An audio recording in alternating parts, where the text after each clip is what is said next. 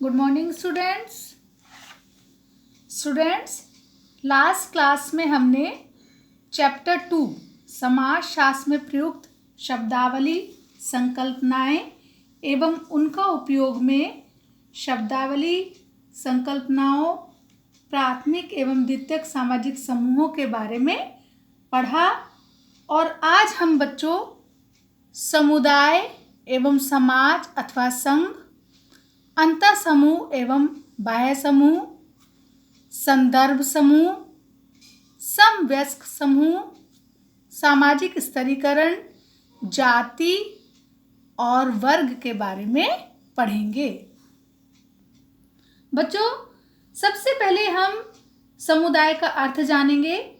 समुदाय का अर्थ होता है एक साथ सेवा करना, या फिर हम ये कह सकते हैं बच्चों कि व्यक्तियों का ऐसा समूह जिसमें एक निश्चित क्षेत्र में परस्पर मिलकर रहने की भावना होती है तथा उन लोगों में परस्पर सहयोग की भावना पाई जाती है।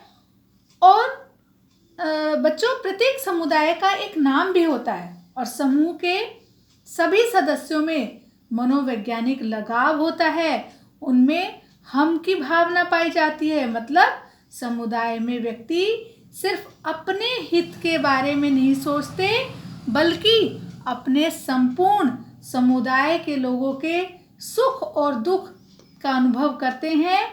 और बच्चों, जो गांव है वो समुदाय का सबसे मुख्य उदाहरण है। गांव में लोग आप देखते हो ना, हमेशा एक दूसरे की सहायता करने के लिए, एक दूसरे की मदद करने के लिए तैयार रहते हैं। अब समाज एवं संघ। बच्चों, समाज जो है वो एक अमूर्त शब्द है। समाज सामाजिक संबंधों का जाल है और समाज में बच्चों एक व्यक्ति के अनेक व्यक्तियों तथा समूहों के बीच अनेक प्रकार के सामाजिक संबंध पाए जाते हैं। समाज अथवा संघ समुदाय का बच्चों बिल्कुल विपरीत होता है। इसमें एक व्यक्ति का व्यवहार दूसरे व्यक्ति से नपा-तुला और निजी हितों के अनुसार होता है। इनमें आपस में कोई भी घनिष्ठता नहीं होती है। और इस प्रकार हम कह सकते हैं बच्चों की जो समुदाय है उसको हम प्राथमिक समूह के समान मान लेते हैं। मैंने आपको पहले पढ़ाया था ना प्राथमिक समूह के बारे में, कि जो प्राथमिक समूह होते हैं उनमें बच्चों सदस्यों में आपस में घनिष्ठता होती है। वो एक दूसरे से भली भांति परिचित होते हैं और वे एक दूसरे से प्रत्यक्ष संबंध रखते हैं। और बच्चों, जो समाज और संघ है उसको हम द्वितीयक समूह के समान मान सकते हैं। इनमें क्योंकि एक दूसरे के प्रति सहयोग और घनिष्ठता का अभाव होता है और उनमें संबंध व्यक्तिक न होकर अव्यक्तिक होते हैं। अब हम पढ़ते हैं अंतः समूह एवं बाह्य समूह के बारे में। सबसे पहले बच्चों, अंतः समूह। व्यक्ति जिन समूहों का सदस्य होता है वे सभी उसके अंतः समूह कहलाते हैं। इन समूहों के प्रति सदस्यों में सहानुभूति, एकता, सहयोग, स्नेह एवं प्रेम की भावना होती है। जैसे परिवार, विद्यालय, गांव, जनपद, प्रांत, राष्ट्र आदि। और बच्चों, जो बाह्य समूह होते हैं वो अंतः समूह के बिल्कुल विपरीत होते हैं। इनमें सदस्यों में आपस में न तो घनिष्ठता ही पाई जाती है और व्यक्ति बाह्य समूह के प्रति बल्कि प्रतिस्पर्धा एवं पक्षपात की भावना रखता है और वो अपने धर्म, संस्कृति और राष्ट्र को ही श्रेष्ठ समझता है। अब हम पढ़ेंगे बच्चों संदर्भ समूह के बारे में। बच्चों, किसी भी समूह के लोगों के लिए ऐसे दूसरे समूह होते हैं जिन्हें वो अपने आदर्श के रूप में मानते हैं और उनके जैसा बनना भी चाहते हैं, या उस समूह की जो भी जीवन शैली होती है, उनका खान पान कैसा है, उनका रहन सहन कैसा है, उनका पहनावा कैसा है, वो उसका अनुकरण करना चाहते हैं। ऐसे समूह बच्चों संदर्भ समूह कहलाते हैं। उदाहरण के लिए स्टूडेंट्स, जो औपनिवेशिक समय था उसमें कई ऐसे मध्यम वर्गीय भारतीय परिवार थे जो बिल्कुल अंग्रेजों की तरह व्यवहार करने का प्रयत्न करते थे। लेकिन बच्चों उनकी ये जो प्रक्रिया थी ना, ये लिंग भेद पर आधारित थी। यानी कि जो भारतीय पुरुष थे वो अंग्रेज पुरुषों की तरह पोशाक धारण करते थे, उन्हीं की तरह भोजन करते थे, उन्हीं की तरह अपना हर एक तरीका उन्हीं का अपनाते थे, उन्हीं की तरह अपना रहन सहन रखना चाहते थे। लेकिन बच्चों वो ये चाहते थे कि जो उनकी भारतीय महिलाएं हैं वो अपना रहन सहन भारतीय ही रखें और वो अंग्रेजी महिलाओं का रहन सहन बिल्कुल भी ग्रहण ना करें। अब बच्चों हम पढ़ेंगे समवयस्क समूह। समवयस्क समूह बच्चों एक प्रकार से प्राथमिक समूह ही होते हैं जो अपनी आयु समूह के लोगों तथा अपने समान व्यवसाय करने वाले समूह के लोगों के बीच बनते हैं। अर्थात मतलब समवयस्क, जैसे इसके नाम से भी समझ में आ रहा है कि अपनी ही आयु के समूह के लोगों के साथ अपना व्यवहार रखना, अपने समान व्यवसाय करने वाले लोगों के साथ ही जो संबंध रखना, वो समवयस्क समूह के अंतर्गत आता था। अब हम पढ़ेंगे बच्चों सामाजिक स्तरीकरण। सामाजिक स्तरीकरण बच्चों ऐसी सार्वभौमिक प्रक्रियाएं हैं जो किसी न किसी रूप में प्रत्येक समाज में पाई जाती हैं।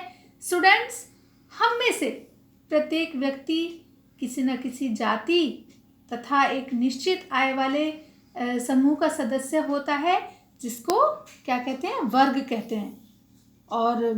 और बच्चों विभिन्न जातियां एवं वर्गों का जो सामाजिक स्तर होता है वो एक जैसा नहीं होता, और इसी को हम क्या कहते हैं, इसी को बच्चों हम सामाजिक स्तरीकरण कहते हैं। इस प्रकार स्टूडेंट्स समाज के विभिन्न समूहों में पाई जाने वाली आर्थिक, राजनीतिक व सामाजिक असमानता को ही सामाजिक स्तरीकरण कहते हैं।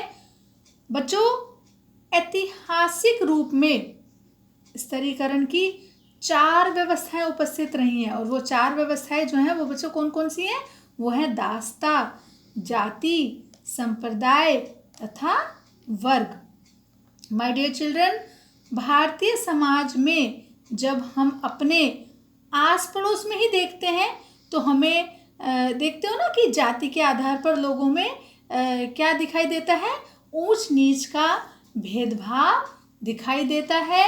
दास प्रथा बच्चों असमानता का सर्वोपरि रूप है, जिसमें बच्चों जो भूस्वामी होता है या जो जमींदार लोग होते हैं या जो कल कारखानों के मालिक होते हैं, वो जो श्रमिक वर्ग होता है, जो मजदूर वर्ग होता है, जो निम्न वर्ग होता है, उस पर अपना अधिकार जमाते हैं और विविध रूपों में, विभिन्न तरीकों से वो उनका क्या करते हैं, उनका शोषण करते हैं। अब हम जैसे कि उनसे काम लिया, बहुत अधिक कार्य लेने पे उनको उनका पारिश्रमिक बहुत कम देना, हाँ, इस प्रकार से वो उनका शोषण करते थे। अब हम बच्चों सामाजिक स्तरीकरण की व्यवस्थाओं के रूप में जाति और वर्ग के बारे में जानेंगे। सबसे पहले हम जाति के बारे में जानेंगे। माय डियर चिल्ड्रन, जाति पर आधारित स्तरीकरण की व्यवस्था जो है उसमें व्यक्ति की जो स्थिति होती है ना, वो पूरी तरह से जन्म पर आधारित होती है। और बच्चों विभिन्न जातियों की सामाजिक प्रतिष्ठा में भी अंतर होता है तथा उनमें ऊंच नीच के आधार पर ही बच्चों खान पान, विवाह इत्यादि पर भी प्रतिबंध होते हैं। और प्रत्येक जाति का एक निश्चित व्यवसाय होता है। अस्पृश्य जातियों को बच्चों अपवित्र माना जाता था। ये बच्चों पहले के टाइम में ज़्यादा था कि जाति को लेकर बहुत ऊंच नीच का भेदभाव, कि ये निम्न जाति का है ये उच्च जाति का है, इन सब को बहुत ज़्यादा महत्व दिया जाता था इन बातों को। और लेकिन अब ऐसा नहीं है। आज का हमारा टाइम ऐसा है कि अब समय के अनुसार हमारे समाज में क्या आ रहे हैं, बदलाव आ रहे हैं।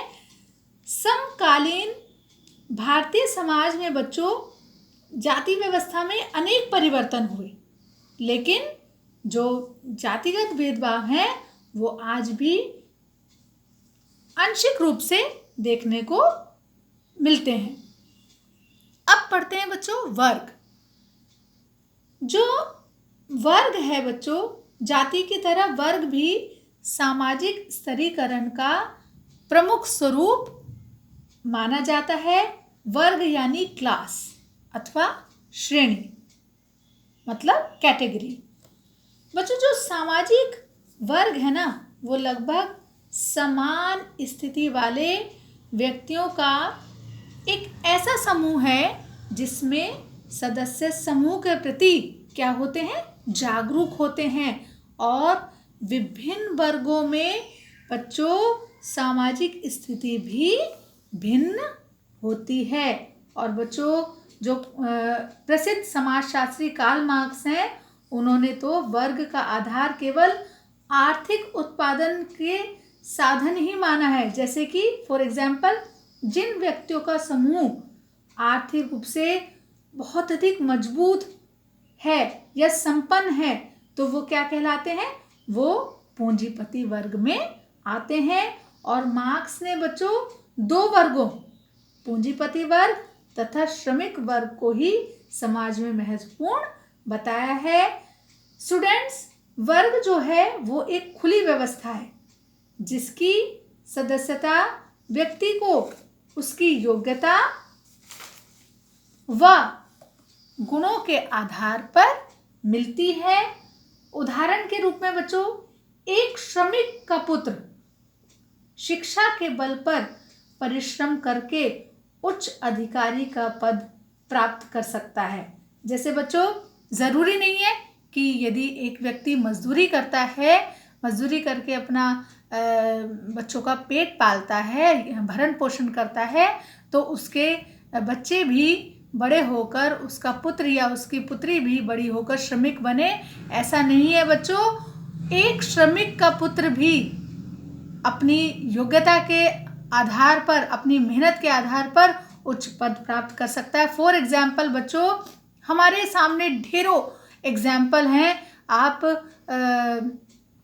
हमारे मशहूर साइंटिस्ट मिस्टर अब्दुल कलाम का ही उदाहरण मैं आपको देती हूँ कि वो एक मछुआरे के पुत्र थे। उनके जो पिताजी थे वो बच्चों मछुआरे थे। उनका जो काम था वो मछली पकड़ना था, उनको बेचना था और उससे वो अपने परिवार का भरण पोषण करते थे। लेकिन उन्हीं के पुत्र मिस्टर कलाम अपनी पढ़ाई लिखाई, अपनी एजुकेशन, अपनी योग्यता के आधार पर बच्चों उन्होंने पूरी दुनिया में, भारत में ही नहीं पूरी दुनिया में उन्होंने नाम कमाया। और आज हम उनको पूरे भारत में, उनको पूरे विश्व में मिसाइल मैन के नाम से जाना जाता है। इतनी बड़ी उपलब्धि उन्होंने प्राप्त की, किस आधार पे? सिर्फ अपनी योग्यता, अपनी मेहनत, अपने परिश्रम के आधार पर। तो बच्चों, वर्ग का निर्माण हमारी योग्यता पर डिपेंड करता है। और ये जो हमारा लोकतंत्रीय समाज है, इसमें जो सबसे अधिक वंचित वर्ग है, सर्वाधिक वंचित वर्ग के किसी भी व्यक्ति को बच्चों सर्वोच्च पद पर पहुंचने के लिए कोई भी कानून रोक नहीं सकता। कोई ऐसा कानून नहीं बना कि आपका जो, आपके पिताजी का जो व्यवसाय है आपको वही काम करना है, या अगर आप गरीब परिवार से हैं, निर्धन परिवार से हैं, तो आपको भी वही श्रमिक ही बनकर रहना है। नहीं, ऐसा कोई कानून नहीं बना। आप अपनी पढ़ाई लिखाई के आधार पर, अपनी एजुकेशन के आधार पर, अपने परिश्रम के आधार पर आप चांद पर पहुंच सकते हैं, चाहे आप किसी भी वर्ग से बिलोंग करते हैं। तो माय डियर चिल्ड्रन, आज हमने समुदाय, समाज एवं संघ, अंतः समूह एवं बाह्य समूह, संदर्भ समूह और सामाजिक स्तरीकरण आदि के बारे में जाना। बच्चों, जब हमारी नेक्स्ट सोशियोलॉजी क्लास होगी तब हम परिस्थिति और भूमिका, समाज व सामाजिक नियंत्रण के बारे में पढ़ेंगे। ठीक है बच्चों, गुड बाय।